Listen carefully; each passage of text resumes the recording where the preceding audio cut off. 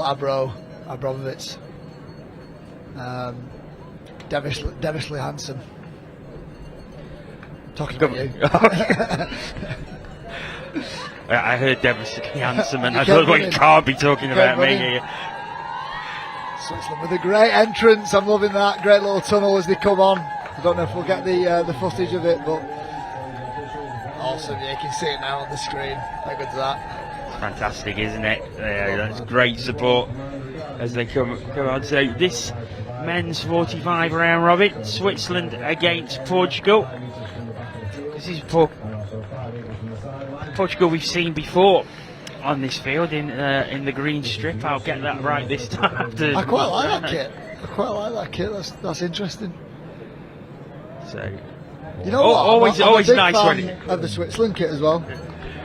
It's nice when we get two nice different colours. Yeah. Oh yeah. Well, that helps.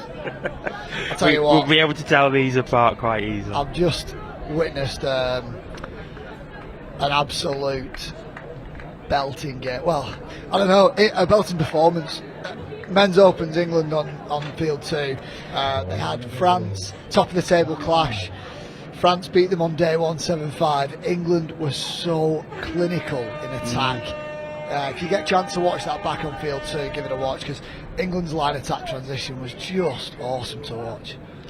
Yeah, and as this game starts, we'll just quickly talk about that one, because it was such an important game in the context of that Men's Open competition, and it's blown it wide open yet again. Yeah, I mean, I wouldn't say I expected that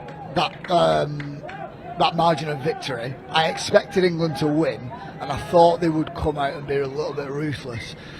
The way in which they did it, I think they'll be disappointed to concede 5. Knowing the defence coach, Jeff Bimson, I think he'll be disappointed that they conceded 5 scores. But, flip side, their attack coach, Martin Wright, I think they got in touch there. Some of the scores, especially in transition, they just look so dangerous. And there was a couple of plays that is their staple of line attack, which they ran against Ireland, and they didn't run them once. Like they just, it was like, and I know they do this every so often, some of the coaches will say, you're not allowed to run such and such a play because I want you to perfect something else, which is a strange thing to do in a round robin competition against 1 and 2, but it looked to me like they were holding stuff back again. I think England are going to be in the final now for me. I think they're just getting better and better, and whoever they play is in for a tough afternoon, unless, like we said the other day, Ireland are holding stuff back. But yeah, great performance. Yeah, I think that Men's Open competition, you're looking probably term 1 of Ireland, France or England for that. Yeah, I think that's your top 3. Scotland have been strong and they've put in a couple of good performances, but they just don't seem to be able to stick with those top 3 sides for the whole 40 minutes at the minute. I think they're maybe a year away at the minute. Like I said, they've got some incredible coaching in the box, and if they can just add a little bit more talent to that team, a bit more experience, because they do have the core group of players, they just need to build around them a little bit. But yeah, that top 3, England, France, Ireland, like I said, I'd put money on England being in the final. I think it's between France and Ireland, but because of that win on day 1 with France beating England, it kind of throws the table out of whack a little bit, because now each team has lost 1. I think I think England have played a game less than France as well, even after that one. It could end up being that England play one of those 2 in this semi-final. It might not necessarily be that England do end up finishing top, and it's just going to work out that England France might finish on 1 losses each. So it might come down to points difference. If it comes down to points difference, I think that if England keep attacking like they're doing, I would back them to finish top. And then it's going to be 2v3. I think France would probably play Ireland in the semi. So that table that's live at the minute on the FIT website, once that's up to date, we'll get a good, clear view of how we're looking for tomorrow. Portugal just diving through there, but the touch was made. Yeah. We'll just quickly wrap this up about the Men's Open. So, France played 9-1-9. Well, they played 10 won 9, lost 1 now, because as I say, the table's not been updated. England played 9, won 8, lost 1. But I think England have got the superior points difference. Going into the game this morning, they'd only conceded 18 tries. Wow. So that'll be to 23. So superior points difference, and that I think makes them favourites to probably finish top. Yeah, I think that'll work out quite well for them, and then they'll probably play Scotland in the semi-final, which would mean Ireland, France in the semi. And Ireland, France will be on this pitch as well. And I'd prefer that game. I think that'll be a cracker. They played each other, I think it was Wednesday afternoon, quite late on. And I think France won by 2. 2 in the end. And it was only by 2 because there was a last, on the hooter, Ireland were forcing it and France got an interception. So I would probably say that, France probably had that one score lead, and really good game. So if you get a chance, watch that one on Saturday. There's a lot to look forward to tomorrow. Great play through. Awesome and he's yards. Down. There's Vertonghen, goes straight through, and that comes from great transition, really good subbing, hard driving. When you're going that hard at the defence, a couple of gaps that might open like that, and Portugal just couldn't stick with them for that long. Good yards. Yeah, last night I was updating the team sheets for today, and I had a quick look at Saturday, and there's so many big matches on this pitch tomorrow. We talked about it this morning. It's turning up a little bit now. I had a look through the fixtures this morning, and you start seeing the word final on a few of them. You start seeing quarterfinals. They start changing from round robin games to quarters, semi-finals, and they start today. I think there is a couple after this game. We've got quarterfinals in. I think it's the men's 40s coming up today. Things are starting to heat up a little bit now. You're going to start seeing a little bit more tension in the box, a little bit more tension on the field, and it's because the games matter more now. You've spent 4 days putting yourself in the right position to achieve what you want to achieve, and then now it's crunch time. Now the players mean more. Now the scores mean a lot more.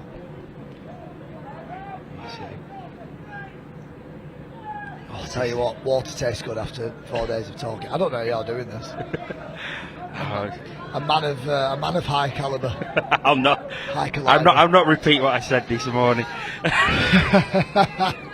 We'll leave that between us. Secrets to get by. Good yards again from Switzerland. Nice little wraparound play. I think that's a touch pass. I tell you what, that's lovely hands though. They're looking really good in transition. Coach Abro will be happy with that in the box. Former teammate of mine. That just shows how old I am. And I think Abro was about 50 when I made my debut. So I don't know how he's getting around in that box now. Touch had been made there, so it wasn't actually. The touch was claimed and given earlier on, so it didn't count that one. But Switzerland showing good hands. Yeah, good yards again and good hands. They look good in transition. They look really sharp. Portugal with a little bit of a lighter box. I think it's something that you picked up on with a few teams, John. That once you start getting to today and tomorrow, that's when that lighter playing squad will start hurting a little bit. It was something I started noticing when I was covering the NTS and development. And when see certain teams, you had your London Galaxies and Eagles, and they've got masses of players, and there's some Wigan. Sorry. Come on, John. But then you saw sort of other teams, and as the days go on, and there's 6 games a day, 10 minutes each way, but they'd be down to sort of 9 players. You can kind of get away with it in one-day comps, but it's hard, obviously, towards the end of the day. In these tournaments, there's nowhere to hide, is there? You can't ask. You can't tape over having a small squad, really, can you? And it's a tough one, and I imagine even more tough so at the older age division. I think it's just incredible that players are still playing. 45s, 50s. It's just me and Mel commentated on France Belgium men's 40s last night, and if you'd have turned up and not looked at the age category or known what the division was, there's no way you would have said that's men's 40s. Well, we've got 50s coming up next. England against Ireland. Nice. In the final round of that competition, so they're out of round robin, but they've gone back into another round robin competition to decide. I believe you've got Ben for that one. I think he'll be commentating on his father-in-law. Yes. So, I did wonder when I was looking last night. I thought, I wonder if Ben's joining me for that one. That answers my question. That just just shows you that. I mean, Mark Hobson, who plays for England men's 50s, his daughter plays for the mixed open, Isabel Hobson. Obviously Ben is commentating this weekend, but he's an England international. His other daughter Alice, she plays for NQ Rebels. His son Clark, teammate of mine for England, he's injured this week, but he would be in the men's open squad. It's like, what a great family sport touches, and it's just a great sport. Something I mentioned to Mel yesterday is like you get a lot of families, it's partners awesome. all playing together. Yeah, so good. Switzerland have the ball. Switzerland look a little bit more composed, a little bit more structure here, and I'm not surprised with the coaching presence in their box, but broken down a little bit there. We'll try and regain a bit of momentum and get that strike on fifth. I think that's third or fourth. Got the way down to the seventh. They've got a bit of space on the left. Back in. Oh, nice. The channel opens up, and that's a great score. Yeah, lovely quick passing there. They did really well there to regather some momentum after it had broken down a little bit around the box. They were trying to get players off and on, and it broke down a little bit, but they did really well to regain it. They moved to the left-hand side, and space opened up in the middle link channel and just broke down a little bit for Portugal. That was a lovely quick pass by Rhys Mather to Jamie Nettleton to put the ball down. Yeah. It really just completely opened up the Portuguese defence, and there was the space to score the try. So Switzerland lead 2-0 here. Portugal. Good yards forward. And we saw this Portuguese team earlier in the week, and they scored a few tries, and you could see the joy they took from just putting the ball down. It was really like arms in the air and really enjoying it. I need to see that. And they're at the 7 metre here. Wings open. Back to one. But Switzerland here, they're defending in a little pocket defence, something we've seen from quite a few teams over the past 4 days, and they might go into it now. We'll see which middles go up. And so if you see number 2, Matt Friend, he'll sit back in a pocket middle position. There's one middle will go nice and high, and his link next to him will go nice and high as well. That just protects him and allows him to put a little bit of pressure on, which he's doing now. Now he can drop back, get right under his middle.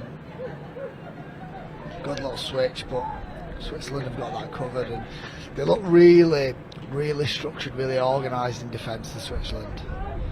They'll go into that pocket again, something Abro would have implemented, and it's really shutting Portugal down. Go for that 32 short, but because that pocket middle is ready, Matt Friend can kind of sit back, get under his touching middle, and just save on the next play, and he knows his link's going to be there as well. So look, see, they go nice and high, and that's a turnover. That's great line defence from Switzerland. See Switzerland really start deep. They've got a nice structure to their subbing as well. You'll notice the link then screaming for the ball on a lead line, and it just holds up Portugal a little bit as the Switzerland players are getting off, and as they come on here, it's broken down a touch and he's gone over the mark. Something is a little bit of a coach killer.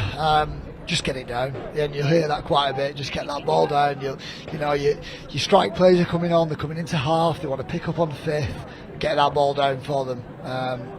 There's no point trying to get a few extra yards because you're going to get them on the next play. Portugal start again. Move over to their sub box. Just looking at it, have they got? I think they have got a full change. Just. Yeah. It's 12 players. I wouldn't be surprised though that if maybe the wings don't come off. I haven't noticed yet. I would guess that you would keep probably your far winger on all game for the whole tournament, and that's a big ask. But they might change him around a little bit every game. But I think it's Dante Storti. He's on the winger closest to us, number 14. I wouldn't be surprised that he's staying on, and it's the 4 middle players, so 2 middles, 2 wings. I think they'd be the players that you would focus your subbing on a little bit more. Not saying that wing. Oh, that's a nice score. Giving the touch. Not saying that wing is an easy position, but it's just because there's a lot more running at Lincoln middle. Wing is a lot more about reading the plays as it's coming towards you, so you can afford to slow down a little bit. I think it's something we talked about earlier in the week about how far some of these players run, and we're looking probably 2 to 3 kilometres a game. Yeah. And you do that 3 games a day. Yeah, it's it's some miles you're putting in there. Yeah, so with the 5 normally Euros is 4 days. It's World Cup that's 5 days, so that's why they've gone to 5 this year to get us in that mindset that international tournaments are 5 days, instead of getting to a World Cup and thinking, oh God, there's one more day of this. Like the idea is 2024 will be used to 5-day tournaments. So I would say for a lot of players who, good yards again, good dive, good down finish. He goes, Troy Cameron diving through in the corner. So nice, and again it's come from that transition. So you see they're just driving in hard on 4th, and then they'll pick up on 5th. A little bit of a hammer from the side, points at him, calls him offside, tips my winger. Beautiful dive in the corner. Yeah, just going back to the 5-day setup. So it'll be today that'll be the toughest day, because finals day, championship Saturday tomorrow, you can get through that day on adrenaline, emotion, a lot of painkillers, a lot of strapping. There'll be a lot of codeine knocking about tomorrow. People be eating them down like Skittles tomorrow. Great hands. Oh, that's a shame. But today, because there's still a few round robin games to go, and you might be playing a few teams that probably aren't challenging as much, but you still played 3 days previously. This day might be a little bit tough on the legs for some people, especially if you've not done it before. Yeah, just going back to what you said about the Euros normally being 4 days. Since you said that, I'm trying to work out in my mind how you would manage to pack that schedule here into 4 days. Would you be looking at longer days or more pitches? Or? Yeah, so it was 2018 was here as well, and the same amount of pitches. I think a couple of the divisions might be a little bit lighter this year.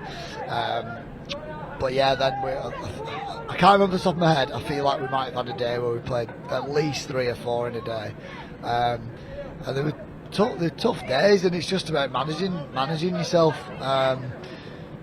Good yards again. It's just about managing your time on the field and managing yourself off the field. But that's the nature of the sport, I suppose. It's a little bit of a USP for touching that you're playing that many games. I know sevens will play quite a few games over a few days, but once you start getting to 3-4 games in a day, I know there's not the physical contact, but like you said before, you're running 2.5-3 Ks in a game, and it's tough. But that's why we love it. Yeah. For some strange reason. I don't know why. It is noticeable how fit everybody is. I mean, really fit. You got to be. You got to be. If you're not, you get exposed, and it's not like league or union.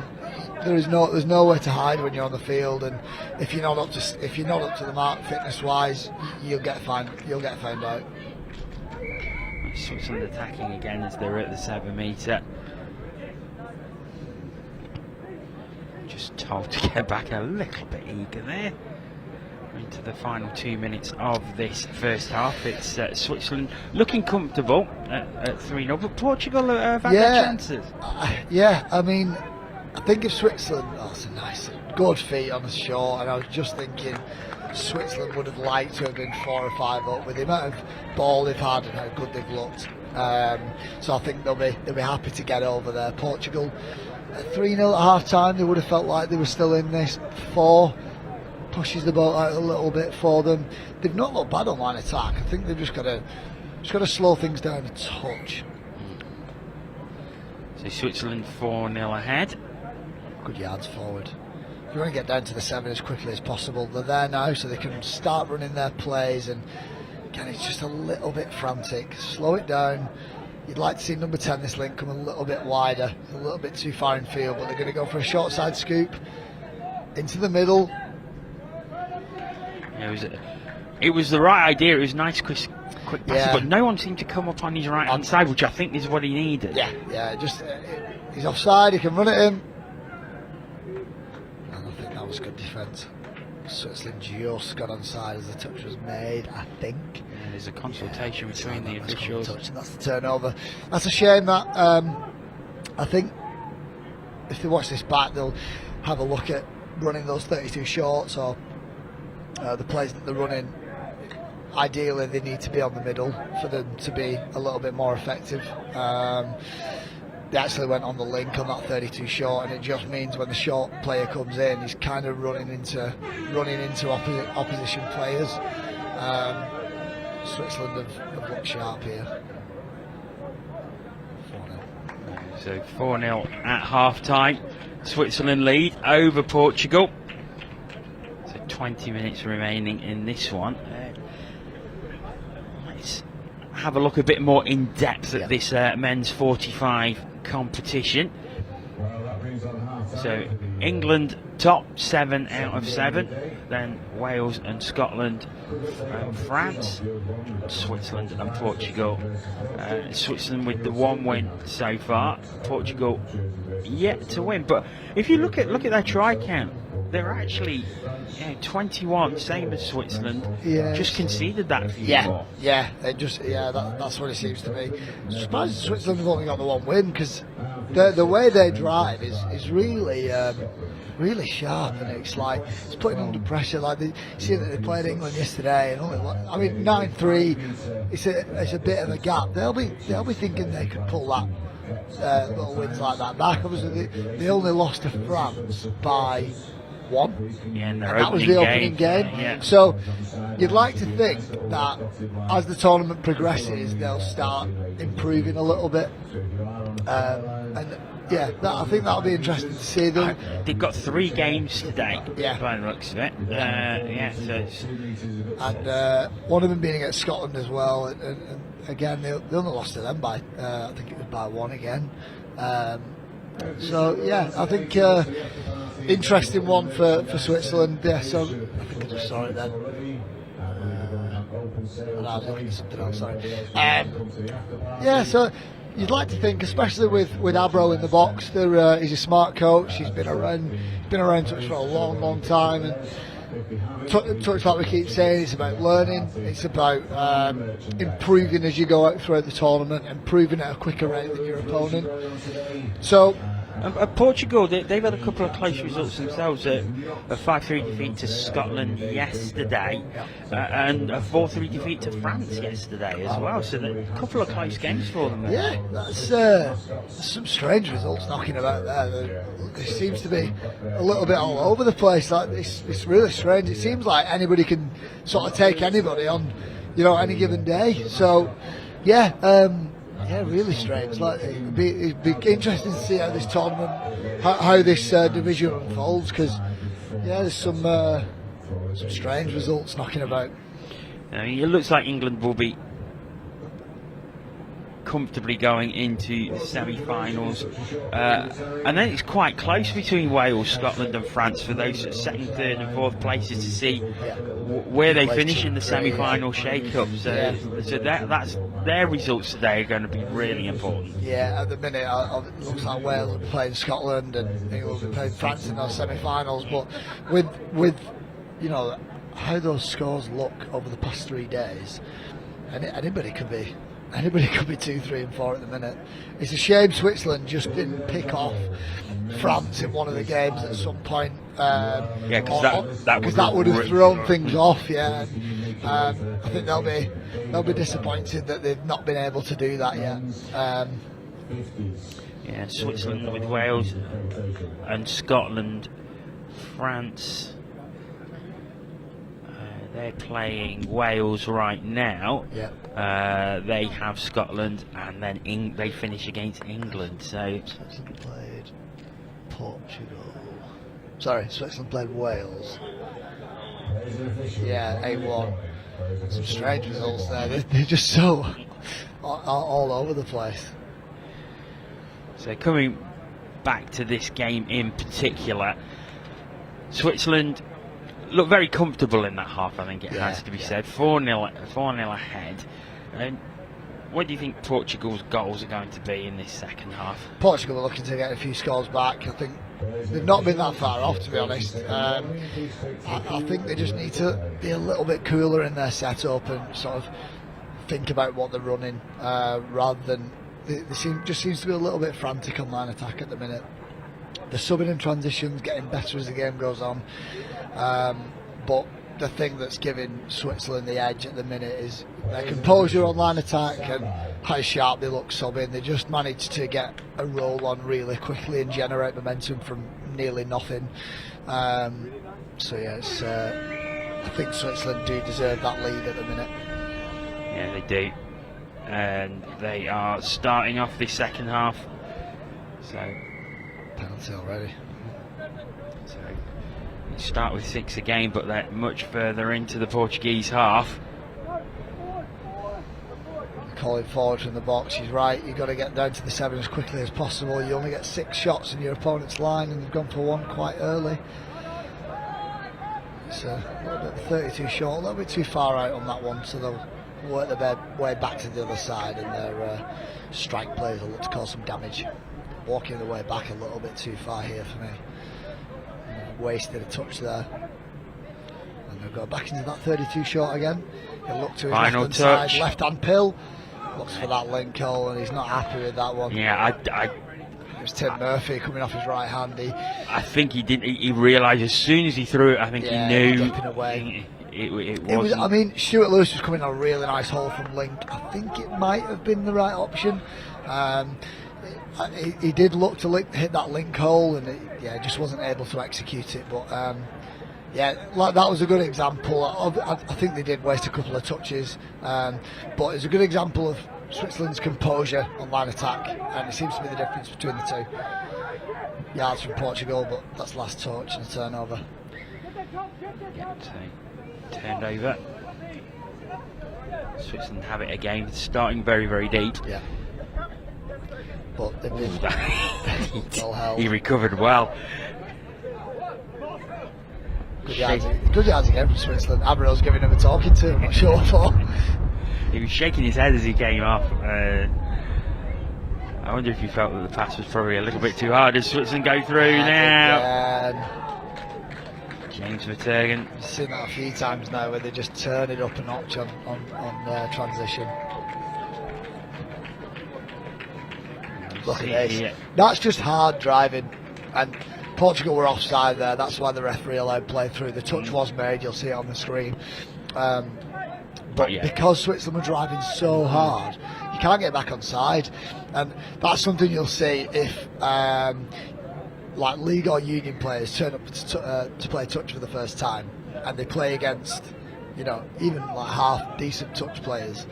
As soon as you start getting a bit of momentum and you start backpedaling, you can't get on side, they'll start thinking that they're on, and that sometimes in touch that's as basic as it needs to be. Hard drive, either in. Down. Oh, they've called touch on that far side. I thought that was down. Yeah, I think it's at least back to 1 anyway, because it was touched in flight. The referee's got that, but it was nice play. But Portugal have come back at them with some good driving of their own, and they've managed to get a good 5th touch, short side scoop. He's gone through into the in goal. He'll look for options, hits his winger. Yeah, I think his foot is just before he as he got the ball. I think his foot was just on the line. He's given the touch. I thought that was ball down. Oof. We need Hawkeye in. We do, yeah, we do. Need a camera in that corner. We've got one on the far side for, I'm guessing, for tomorrow. Yeah. So that'll be nice. I noticed that being used yesterday, and it's good getting that angle. You'll notice in touch most of the time. So they've gone for that sort of 23 shot again. It's with the link going down for the winger. It's not really working for them. You'll notice, if you're quite new to the sport, that when people are watching touch, you'll see most people go behind the in goal. Especially when you're watching your own team, you like to go behind the in goal that your team are attacking. But it's probably the best way to view it, because you can kind of see where the space is and what your team's trying to do, or what both teams are trying to achieve. We've got quite a good view from up here, even though we're side on, because we're quite high up, and when they get down to line attack, you can kind of see where the space is being moved to. We've got a player down for Switzerland. Might be a bit cramped, maybe, just the way he's holding his leg, or might have rolled his ankle actually. Just being tended to now. It's Tim Murphy of Switzerland. Tim Murphy's been quite sharp for them on line attack as well, and yeah, it looks like a little bit of a rolled ankle, the way he's limping, the way he's holding it, and I think he might have just dropped down in a little divot, or maybe he seems to be moving better as he gets towards the box, so it's probably one of those things where it's just one of those quick, a little bit of a shock, and he'll just take a couple, should be alright. He's going couple of minutes going to the physio to get it checked out, but I mean, I'll be honest, it probably doesn't need to push it at the minute, the way both teams are playing. It's a bit of a classic 10 o'clock first game of the day type game, especially when one team is a little bit more experienced than the other. Switzerland aren't pushing things too hard. They're not having to at the minute. Portugal aren't putting them under a load of pressure. It's a shame, because they seem to only be able to start generating momentum a touch too late. So you'll notice they're getting loads of momentum, but then on that's fifth touch and it's a turnover. If they can start generating momentum touches 3 and 4, then fifth touch will be a good strike play, and that's what they managed to get through before, but they've just not been able to get it yet. Goosey down the touch line. He's going to go all the way. Tim again! That's a brilliant try. What a score. Avril's loving that one. Troy Cameron. And he dummied That's on beautiful. the wing. I'll tell you what, that's straight out of the Abro coaching manual. Outstanding. Look at him. He's done that before. Look at this. They're pretending to come off. I'm going to come off. No, I'm not. Oh, look at that. Little Goosey as well. Oh. And he just turns on the burners. That's great pace from Troy Cameron. And then dummied again at the line as he looked to use the foil. He's got all the tricks. He's got all the tricks. Portugal going wide. Troy. Oh, and that's not quite completed. So 6-0. I think we should get it up later for that. That was outstanding. just go through the coaching manual for that. Oh, beautiful. Lovely. Enjoyed that. Just going back to what you were saying earlier about offside, so for anyone who is new, who probably doesn't understand the intricacies of the rules and what have you, offside in touch. Yeah. Again. Through, down. Some lovely scores here. So there has to be 7 metres between the two sides once they start. If they encroach on that 7 metres before, then they're called offside. So if they make the touch, it's actually, it doesn't. It's not cancelled. So on-line defence, as far as I'm aware, Melde might have to correct me on this one, because this is what the rule used to be. I don't know if it's changed recently, but if the referee is able to call you offside, so if I'm number 6 and the referee goes 6 you're off, 6 you're off, and a player runs at me and I make the touch and they score, I'm pretty sure that score is given, because the referee's told me I'm off. I'm not, but alternatively, if the referee hasn't had time because the game's too quick. There's through short side here. Need someone available. Ball down, given. That's a beauty. And Portugal are on the board. Awesome. Ricardo Couto puts the ball down. But it was great play. Let's pick picked up straight through. Running into the zone, it was Luis Batista, and he finds Ricardo Couto, who pops the ball down. Well done. Yeah, sorry, just going back to the offside rule. So if the referee hasn't had time to call me off, for whatever reason, plays too fast or something like that, and the ball player runs into me or I make the touch, that would be given as a penalty, fresh set of 6. But yeah, in the general field of play, as soon as the touch is made here, Portugal are going to roll back to the ref. The ref will be 7 metres back. Pretty much the same as rugby league, where the roll ball or the play the ball. The defenders will be 10 metres back. Hammer from Switzerland, first hole, ball down. That's a well-designed play. Really good score. That's a great score at any level. We keep saying it, but most touch moves are designed to create a 4-on-3 option, and we're going to go middle, down for his middle, and on his opposite play the link comes on that hard hammer line. He's now got a 4-on-3. Portugal have got to make a hard decision on which hole to leave open, and they've left open the first hole. They've not been able to close it, but from then the ball player has to be able to pick the right option, and he's done it. Really nice. Matt Friend putting the ball down there, so Switzerland stretch it back out to 8-1. Lots of smiles in the Switzerland box. I think they're probably happy to put this game on ice now, I think. Put the game and Tim Murphy's ankle on ice. He's back in the box, Tim Murphy, so obviously recovered from that ankle roll. I think that might be a little bit of a...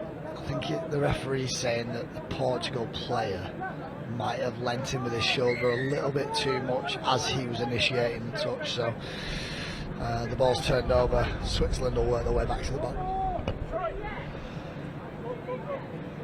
So Switzerland starting again, and there's that man Tim Murphy, no worse for wear. In fact, looking very sprightly as he's back on the... So yeah, you can see now Portugal struggling to get back on side, and he's offside there. Tim Murphy up the through. I think that touch was made. They've done well to recover there, and that's half court, turnover, 6 touch, all of it. Luis Baptista making the touch there as Tim Murphy went through.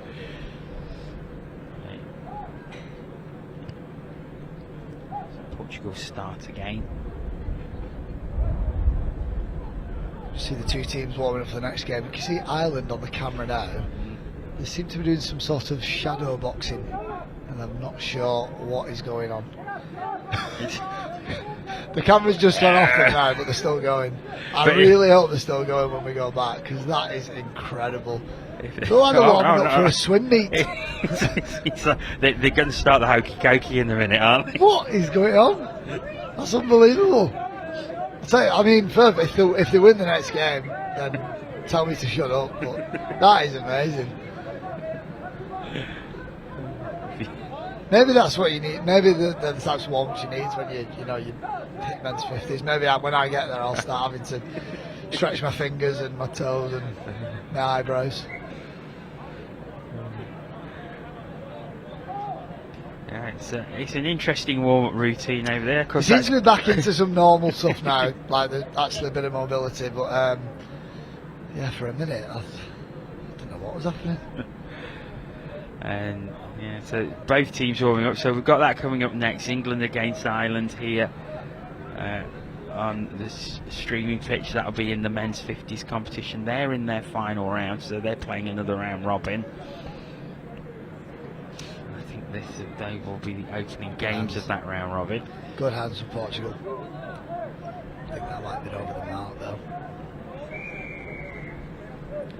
So Switzerland will look to close this game out now and try and rest their legs for the afternoon. 2 important games for them. I mean, they might not be able to make the top 4, but they could really shake things up, and it might actually throw off that top 4 position. And I don't think, like you said, I don't think England are going to get knocked off. I think they've locked up that top spot, top 4 at least. I think they're going to be in the semis, whether it's in the 1 or 2 spot.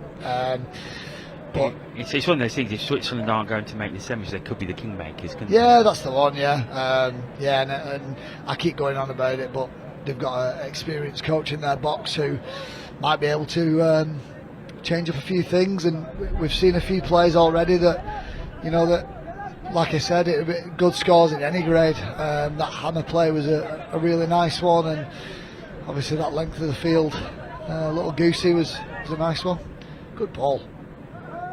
And it's one of the things that they're going to get a good win here, aren't they? Yeah. I mean, there's 6 minutes to play, but they can take that momentum into their Two games this afternoon with practice confidence. stuff. Practice stuff as well. Like maybe that hammer that we saw, it was something that they're maybe not tentative to run in other games, but they've kind of had to use this as a bit of a run to use it against live opposition who would defend it correctly. And Portugal didn't defend it in any way incorrectly. They just didn't close that first gate. They were probably a second slow to assignment. So short side scoop, good interception, well said. But I think I think that might have been given a touch pass anyway. Miguel Rodriguez Might have been forward. I'm not sure. Oh, nice. So like we said before, you could hear the referee then calling play through offside, and that was really good heads up touch from Portugal. High net out there.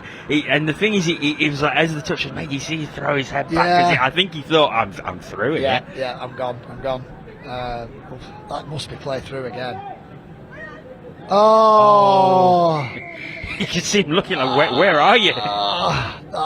That's a killer. That was a training ground move, really, was it? Because he was expecting his outside I'm not sure. I think that was a bit of heads up touch, but because we said before, right? Obviously they're quite a lot limited in squad numbers. At some point, that winger would have thought, I've got to get off here, I'm knackered. So, but then his mate, his opposite buddy partner, is going to come all the way around here, and he's just too late to get there. That's nice. That is really nice play. They are middle scoop, and they just generate really good momentum from their subbing. I'm really surprised that that these guys are not in the top four. Like, look at the way that some of the touch that they're playing. Like, it's well thought out. It's pre-planned. They're structured. There's some good touch scores. They play with a lot of momentum and a lot of intensity when they're subbing. And I think they'll feel like they're hard done to every time they look at that table. And Now it's John Barton running through, passing off to Matt Friend, but it was just such a fluent, executed play. Good hands, but not being able to take it in. And they didn't have the overlap on that side anyway. Hopefully Portugal can pull one back in these last 3.5 minutes. Switzerland run towards the sub box and lack of comms a little bit there as they're coming off, but they've regathered it. Murphy, so they're looking for a fifth touch strike play again, and Murphy they did do well there. I don't think that was pre-planned, but I certainly don't think it was, but he's got down a bit of a blind alley there. But it stunted their momentum a little bit. So they won't be able to get anything back from that. That would have been nice if they got something from it. It's off to the box again. Portugal.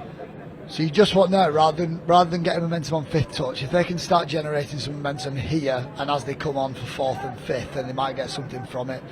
But they just look like it's getting a little bit tough to get on. And same as before, they were actually down a far side winger then as well. They have got 6 back on. One of them was pointing to get nice and wide. But Switzerland have been given quite a bit of room here, and the way they're subbing, the way their transition is, it's they won't be happy with that. And he holds his hands up. But they've been saved. They've got a penalty off it, and 2 minutes to go. They're just going to put the game on ice now. They've been incredibly efficient, the Swiss, in this game. Some really good tries, some really good moves. I think they probably could have got a couple more scores. They'll probably be a bit disappointed they weren't more ruthless, a bit more clinical. But they've managed to, they've carved out some really nice scores and been really good touch scores. I wouldn't expect anything less from a team coached by Abro.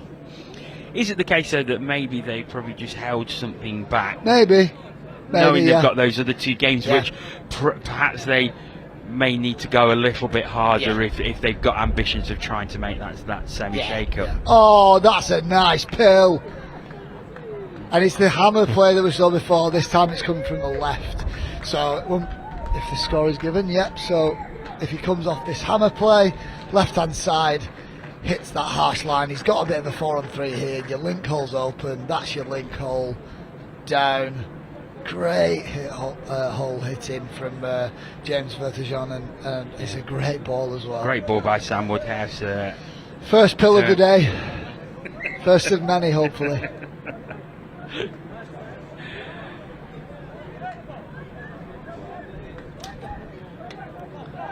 Portugal back in field, and they'll get a couple of shots with 30 seconds left.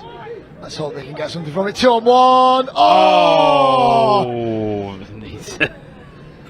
Shuts it down. No remorse from Switzerland. Troy Cameron shutting that play down from the wing. 10 seconds. Probably get one play to run here. And it's going to be a pick-up from half. And that's good defence from Switzerland to close this game out. Great win from the Swiss. 10-1. And they played very, very well. And their ambitions of making the semi-finals of the men's 45s are still alive here. So, strong win by Switzerland in this men's 45 competition. Coming up next, it's the men's 50s. They're in their final round robin, and England are going to be taking on Ireland. Jordan, thanks so much for joining us as usual. Ben Meakin will be on co-coms for this one, and family connection. Family affair, Mark Hobson, his father-in-law, will be playing for England. He's just walking on now. Couple of familiar faces in this England men's 50s setup who have been with England for a long time now, working their way through the divisions. I can see John Banks in front of me and Moody Paulensko. They've been around for a while and experienced players. It's great. It's similar to the French men's 40s yesterday in that they're in an older age category, but they've kind of come through the divisions together. I think I might be corrected later, but I think a few of them might have played mixed 30s at some point, definitely men's 40s, and they've kind of come through to men's 50s together, and they've kind of kept a core nucleus of players that have just played, World Cups, Euros, home nations over the past 15 years, and that's what you want. It's awesome. Well, that will be along in a couple of minutes, so do stay tuned for that one.